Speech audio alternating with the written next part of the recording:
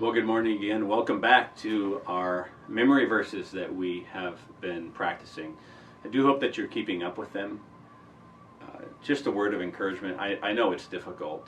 It's not natural to man to memorize these things. It's not natural to man to think about them. But you and I are in a battle. We are in a spiritual battle, and we want to win that battle. We want to do well with the truth that God has given us. So keep on training your mind to memorize the words and to think about the words. They really do change your life. There is nothing like having a good head on your shoulders in terms of having a theology that's biblical. It's extremely practical. It's extremely helpful to your life. Having said that, I was thinking about this week a very extremely a good practical verse that was really quite hitting me this week, in the sense that I was learning about how this verse works, and I'm speaking about Philippians 2 verses 3 through 4. Do nothing from selfishness or empty conceit, but with humility of mind regard one another as more important than yourselves. Do not merely look out for your own personal interests, but also for the interests of others. A few things to say there. I think one of the reasons why I've been thinking about that verse is all of you in my congregation know here at Cornerstone Bible Church that we have a young family, and I love my young family very much. I love May, and I love Abigail, I love John. But I'll tell you, kids are challenging.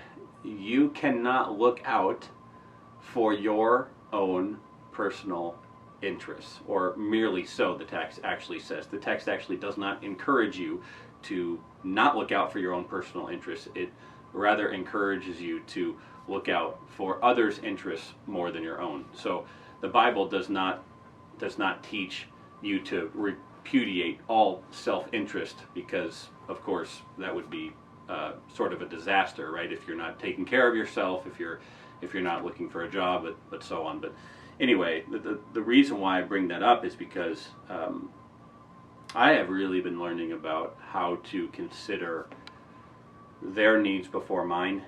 That doesn't come natural to me. It's difficult.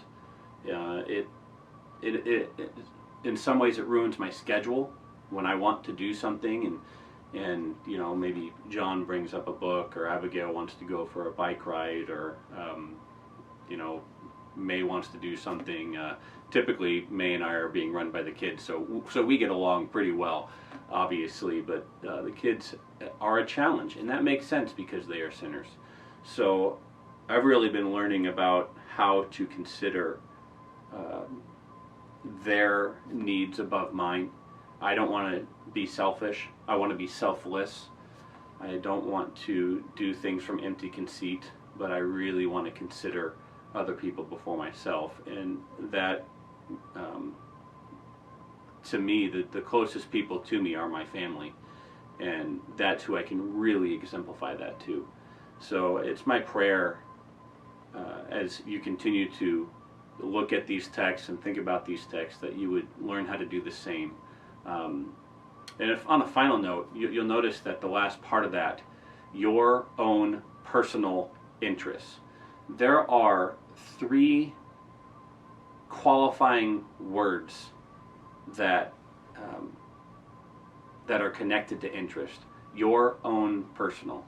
You can see how much the text is emphasizing or telling us, informing us to get out of our own way. Stop looking at yourselves. Stop looking at your personal effects, or what you think you personally need, whatever.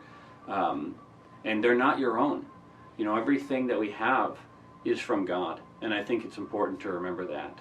They're not our own personal interests. We need to get away from that, and we need to start serving other people with our gifts that God has given us. And in fact, that's probably the best advice that I can give you as we bring another one of these to a close. if you want to learn how to practice Philippians 2, 3, and 4 really well, get your eyes off of yourself and get them onto Christ and serve other people in the church. That is the essence of Philippians 2, 3 through 4.